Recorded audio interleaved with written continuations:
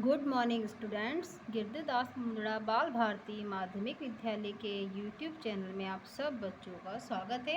आज हम क्लास 4 हिंदी विषय में हिंदी व्याकरण का पाठ लेंगे, जिसके अंतर्गत हमारा टॉपिक है वर्ण और मात्राएं। क्या है? वर्ण और मात्राएं। वर्ण क्या होते हैं? आप लोगों ने अ से अनार, आ से आम, ये सब पढ़े, उन्हीं के अंतर्गत ये सब है। तो हम आज इसके बारे में पूरी रूपरेखा जानते हैं। इसकी वर्ण क्या होते हैं? हम जो भी शब्द या वाक्य बोलते हैं, वह कई छोटी छोटी ध्वनियों से मिलकर बनते हैं।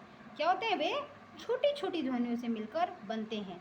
सबसे पहले वर्ण जानने से पहले हम थोड़ी ध्वनियाँ जानते हैं, उसके आधार पर ही हमें वर्ण जानने को प्राप्त होगा।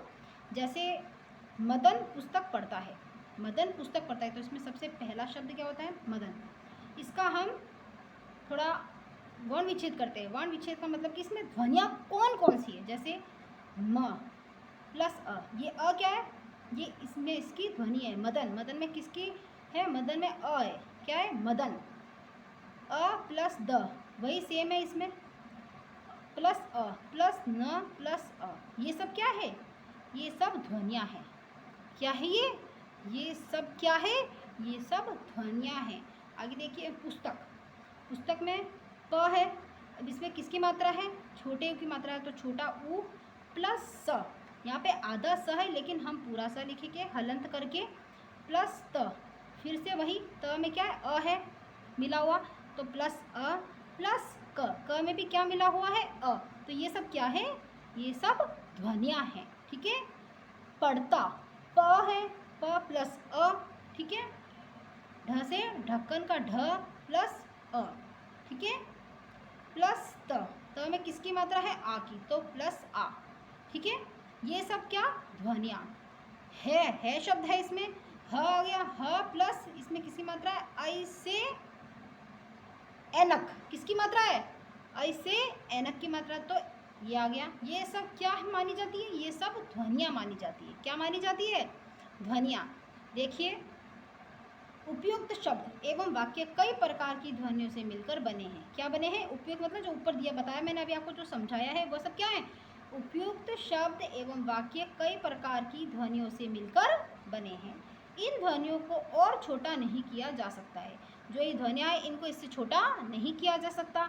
इन छोटी ध्वनियों को ही क्या कहते हैं? हम वर्ण कहते हैं। क्या कहते हैं? इन छोटी ध्वनियों को ही हम वर्ण कहते हैं। ठीक है। आगे मैं इसकी परिभाषा बताती हूँ आपको। मुख से उच्चारित मतलब के मुख से हम बोल रहे हैं, जो मुख से उच्चारित वह सबसे छोटी ध्वनि जिसे और छोटा नहीं किया जा सकता, वर्ण कहलाता है। मुख से बोली गई वह सबसे छोटी ध्वनि जिसे और छोटा नहीं किया जा सकता, वर्ण कहलाता है। ठीक है बच्चों, तो आप ये समझ गए होंगे, मैं आशा करती हूँ। आगे देखते हैं अब वर्ण से वर्णमाला। वर्णमाला क्या है? ये आप बहुत अच्छे से जानते हैं, लेकिन फिर भी मैं आपको बताऊंगी। ठीक है। देखिए वर्णमाला की परिभाषा। इन वर्णों की एक निश्चित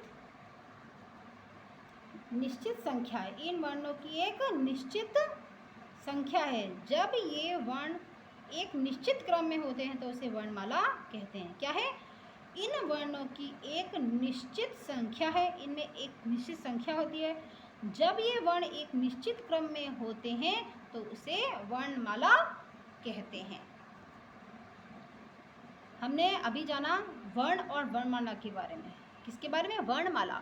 तो हम देखते हैं उनके प्रकार। वर्णों के प्रकार देखते हैं हम। हिंदी वर्णमाला में वर्ण दो प्रकार के होते हैं। कितने प्रकार के होते हैं? वर्ण दो प्रकार के होते हैं। कौन कौन से? स्वर और व्यंजन। इससे पहला नंबर हम स्वर के बारे में जानते हैं। किसी अन्य वर्ण की सहायता के बिना स्वतंत्र रूप से बोले जाने वाले वर्ण स्वर कहलाते हैं। क्या है? किसी अन्य वर्ण की सहायता के बिना स्वतंत्र रूप से बोले जाने वाले वर्ण स्वर कहलाते हैं। हिंदी भाषा में स्वर कितने होते हैं? कुल 11 होते हैं। कौन कौन से होते हैं? देखिए, अ से अनार, आ से आम, छोटी ई से इमली, बड़ी ई से ईद, छोटा ए से उल्लू, बड़ा ऊ से ऊँट, री से ऋषि बाबा, ए से एड़ी, आई से ऐनक, ओ से ओखली और औ से औरत। ये क्या है? ये स्वर है। तो स्वर क्या होते हैं? किसी अन्य वर्ण की सहायता के बिना स्वतंत्र रूप से बोले जाने वाले वर्ण स्वर कहलाता है। हिंदी में स्वर कितने होते हैं? टोटल 11 होते हैं। अब हम देखते हैं स्वर के बारे में। स्वर देख लिया, अब हम देखते हैं व्यंजन के बारे में। व्यंजन क्या है? स्वर की सहायता से, मतलब कि इन सब की सहायता से बोले जाने वाले वर्ण व्यंजन कहलाते हैं। क्या कहलाते हैं? स्वर की सहायता से बोले जाने वाले वर्ण व्यंजन कहलाते हैं। हिंदी वर्णमाला में मूल व्यंजनों की संख्या कितनी है? 33 है। कितनी है? कुल 33 है। कौन कौन सी है ये देखिए, ये आप लोगों ने पढ़ा भी है पहले, LKG UKG फर्स्ट में आपके ये सब आते थे। तो अब उनके बाद आप शब्द सीखा और शब्द से आपने वाक्य सीखे थे। इसमें देखिए कौन कौन से ये मूल व्यंजन है। 33। क से कबूतर, ख से खरगोश, ग से गमला, घ से घड़ी, घर खाली, च से चम्मच, छ से छाता, ज से जहाज, झ से झंडा, घर खाली, ट से टमाटर, ठ से ठंटेरा, ड से डमरू, ढ से ढक्कन, घर खाली, त से तरबूज, थ से थन, द से दवात, ध से धनुष, न से नल, प से पतंग, फ से फल, ब से बकरी, भ से भालू, म से मछली, य से यज्ञ, र से रस्सी, ल से लट्टू, व से वर्षा, श से सलजम, श से षटकोण, श से सपेरा, ह से हाथी। तो ये कुल 33 व्यंजन हैं। ये किसकी सहायता से बोले जाते हैं? ये स्वर की सहायता से बोले जाते हैं, क्योंकि इसके अंतर्गत इनकी क्या जुड़ती है? इनकी मात्राएं जुड़ती है। जैसे क के अंदर आ की मात्रा लगा देंगे तो वो का हो जाएगा। अगर हम ग में छोटी की मात्रा लगा देंगे तो घी बन जाएगा। छोटा ऊ लगाएंगे तो भू बन जाएगा। ऐसे ही सबके अंतर्गत स्वर की मात्राएं लगकर इनकी सहायता से व्यंजन में ये बनते हैं। तो ये किसकी सहायता से बोले जाते हैं? स्वर की सहायता से बोले जाते हैं ये वर्ण। तो ये व्यंजन है, ठीक है। अब इसमें कुछ वर्ण और व्यंजन आए नहीं है, उसके बारे में हम बात करते हैं। कुछ अन्य वर्ण जो आते हैं, सबसे पहले अयोग वाह। अयोग वाह में कौन सा होता है? अंग से अंगूर, जिसे हम क्या कहते हैं? ये अनुस्वार। ये इसको क्या बोलते हैं हम? ये अनुस्वार है। तथा अंगर खाली, इसको क्या कहते हैं? हम आगे वाले को विसर्ग बोलते हैं। क्या बोलते हैं? विसर्ग। ये किस में आते हैं? ये आपको वैसे पता होगा। ये अ से अनार से लेकर अंगर खाली ये विसर्ग तक देते हैं, लेकिन ये दो अलग हो जाते हैं। ये कौन से वर्ण हैं? ये अयोगवाह वर्ण है, ठीक है। अंग से अंगूर, अनुस्वार तथा अंगर खाली क्या है? विसर्ग। ये अयोगवाह कहलाते हैं। वर्णमाला में इन्हें स्वरों के साथ ही रखा जाता है। किस में रखा जाता है? वर्णमाला में इन्हें स्वरों के साथ रखा जाता है। नंबर 2, अनुनासिक। इसका प्रयोग व्यंजन के रूप के ऊपर चंद्र बिंदु के रूप में होता है। चंद्र बिंदु किसका प्रयोग होता है? चंद्र बिंदु के रूप में इसका प्रयोग होता है, इस तरीके से, ठीक है। नंबर 3 है संयुक्त व्यंजन। संयुक्त मतलब जो मिलके बने होते हैं। दो अलग अलग व्यंजनों से मिलकर बने व्यंजन संयुक्त व्यंजन कहलाते हैं। दो अलग अलग व्यंजनों से मिलकर बने व्यंजन क्या कहलाते हैं? संयुक्त व्यंजन कहलाते हैं। ये अपने मूल रूप से भिन्न होते हैं। ये क्या होते हैं? ये अपने मूल रूप से भिन्न होते हैं। हिंदी में इनकी संख्या 4 है। कितनी है? 4। देखिए ये कौन कौन से हैं? ये है क प्लस श से षटकोण। इन दोनों को मिला के बनता है श से क्षत्रिय। ये लास्ट में आता है, आपने देखा होगा व्यंजन में, ठीक है। श से क्षत्रिय बनता है। त प्लस र मिलकर बनता है त्र। त्र से त्रिशूल। ज प्लस ण अगर खाली बन के बनता है ज्ञ से ज्ञानी बाबा। श प्लस र मिलकर बनाता है श्र। श मतलब श्री। तो ये क्या है? ये चार हमारे हैं संयुक्त व्यंजन।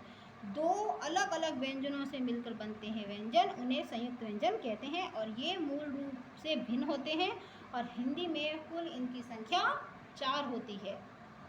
ये देखिए 4 नंबर संयुक्ताक्षर, मतलब ये भी मिले के ही बनते हैं। दो अलग अलग व्यंजनों से मिलकर बने व्यंजन संयुक्ताक्षर कहलाते हैं। दो अलग अलग व्यंजनों से मिलकर बने व्यंजन संयुक्ताक्षर कहलाते हैं। ये मिलने पर भी अपने रूप में विद्यमान होते हैं। इनमें पहला व्यंजन स्वर रहित होता है। क्या होता है? पहला व्यंजन स्वर रहित तथा दूसरा व्यंजन स्वर सहित होता है। पहला क्या होता है? स्वर से रहित होता है, मतलब कि स्वर के बिना होता है। और दूसरा स्वर सहित, मतलब उसमें शामिल होता है, उसमें जुड़ा होता है। कौन कौन से होते हैं? देखिए आपने ये शब्द पढ़े भी हैं पहले। क प्लस ख मिलकर बनता है कख। इसमें कौन से शब्द बनते हैं? मक्खी। इसमें ना क और ख। मक्खन। क्या है? क प्लस ख बराबर कख, आधा क और ख, मक्खी, मक्खन। ठीक है। च प्लस छ बराबर चछ, तो क्या पता? गुच्छा, अच्छा। ऐसे भी अनेक वाक्य हैं, इसके शब्द होते हैं। ठीक है।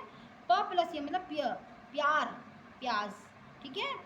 म प्लस ह बराबर मह, तुम्हारा, कुम्हार। है ना ये शब्द? ये क्या है? ये संयुक्ताक्षर शब्द है। ठीक है। आगे एक और चीज़ें नोट करके आप ये लिखिएगा। स्वर रहित व्यंजन को हलंत से दर्शाया जाता है। जो स्वर रहित होते हैं ना, इन्हें किससे? हलंत से दर्शाया जाता है। जैसे क में ये, जैसे मैंने क लिखा है, च लिखा है, प लिखा है, म लिखा है, ये क्या है? स्वर रहित है। और क प्लस अ बराबर क क्या है? स्वर सहित है। ये क्या है? ये स्वर सहित है। ये इंपॉर्टेंट चीज़ है, आप ये ज़रूर लिखना। जितना भी अभी मैं समझा रही हूँ ये सारा आपको कॉपी में करना है। ठीक है बच्चों। वैसे बच्चों इनके अलावा और भी व्यंजन होते हैं इनमें, जिसमें आगे है द्वित व्यंजन और अतिरिक्त वर्ण भी आते हैं। और मैंने जैसे आपको वर्ण और मात्राओं का टॉपिक कराया तो इसमें मात्राएं भी आएगी। तो अभी तक आप इतना कार्य अपनी कॉपी में करेंगे और इसको आप समझने की पूरी कोशिश करेंगे। एक बार मैं इसको वापस बता देती हूँ आपको। हम जो भी शब्द या वाक्य बोलते हैं वह कई छोटी छोटी ध्वनियों से मिलकर बनते हैं। ठीक है। तो ध्वनियाँ कौन सी हैं? जैसे ये मैंने आपको बताई थी, ये क्या है? ये छोटी ध्वनियाँ, इनको और छोटा नहीं किया जा सकता। और ये जो शब्द हैं ये कई प्रकार की ध्वनियों से मिलकर बने हैं। इन ध्वनियों को और छोटा नहीं करते हम। इन छोटी ध्वनियों को हम क्या कहते हैं? वर्ण कहते हैं। मुख से उच्चारित वह सबसे छोटी ध्वनि जिसे और छोटा नहीं किया जा सकता वर्ण कहलाता है। ये वर्ण है। और वर्णमाला किसे कहते हैं? इन वर्णों की एक निश्चित संख्या है। जब ये वर्ण एक निश्चित क्रम में होते हैं तो उसे वर्णमाला कहते हैं। वर्णों के दो प्रकार होते हैं, स्वर और व्यंजन। स्वर कौन से होते हैं? किसी अन्य वर्ण की सहायता के बिना स्वतंत्र रूप से बोले जाने वाले वर्ण स्वर कहलाते हैं। इनमें ये 11 होते हैं। अ से लेकर औ से औरत तक होते हैं। ठीक है। व्यंजन होते हैं स्वर की सहायता से बोले जाने वाले। क्या होते हैं? व्यंजन। व्यंजन स्वर की सहायता से बोले जाते हैं तो वह व्यंजन कहलाते हैं। और इनमें इनकी संख्या होती है 33। ये वाले सारे हैं। ठीक है। आप ये कॉपी में करेंगे। ओके। कुछ अन्य वर्ण आते हैं जिसमें अयोग वाहक आते हैं, जिसमें अंगूर वाला आता है अनुसार के रूप में, और अंगर खाली आता है विसर्ग के रूप में। ये कौन से हैं? ये अयोग वाहक वर्ण है। ठीक है। और इन्हें स्वरों के साथ ही रखा जाता है वर्णमाला में। अनुनासिक होता है चंद्रबिंदु। क्या होता है? चंद्रबिंदु। संयुक्त व्यंजन दो अलग अलग व्यंजनों से मिलकर बने व्यंजन संयुक्त व्यंजन कहलाते हैं। ये 4 होते हैं। जैसे क प्लस श षटकोण बराबर श, क त प्लस र बराबर त्र, ज प्लस ऋणागर खाली ज्ञ, श प्लस र बराबर श्र, श से श्री। संयुक्ताक्षर होते हैं। दो अलग अलग व्यंजनों से मिलकर बने व्यंजन संयुक्ताक्षर कहलाते हैं। ये मिलने पर भी अपने मूल रूप में विद्यमान रहते हैं, मतलब कि मिल भी जाते हैं लेकिन ये कहते हैं फिर भी उसमें शामिल होते हैं। और इनमें पहला व्यंजन स्वर रहित होता है और दूसरा व्यंजन क्या होता है? स्वर सहित होता है। ठीक है। जैसे क और ख, कख हो गया, इनके शब्द बनते हैं मक्खी, मक्खन। अदर शब्द भी बहुत हैं इसके। च और छ, चच्छ, गुच्छा, अच्छा। प प्लस य प, य प्यार, प्याज। और भी शब्द इनके। म प्लस ह, मह, तुम्हारा, कुम्हार। ठीक है। और स्वर रहित व्यंजन को हलंत से दर्शाया जाता है। जैसे क क्या है? स्वर रहित है। और क प्लस अ क बराबर क क्या है? स्वर सहित। इसमें हलंत है इसलिए ये स्वर रहित कहलाता है, और इसमें हलंत नहीं है इसलिए ये स्वर सहित है। ठीक है बच्चों। तो आज जो भी काम मैंने आपको समझाया है और ये सारा कार्य आप अपनी कॉपी में सफाई से करेंगे, और मैं उम्मीद करती हूँ कि आपको ये समझ में आ गए होंगे। आगे के व्यंजन हम नेक्स्ट वीडियो में लेंगे। ओके।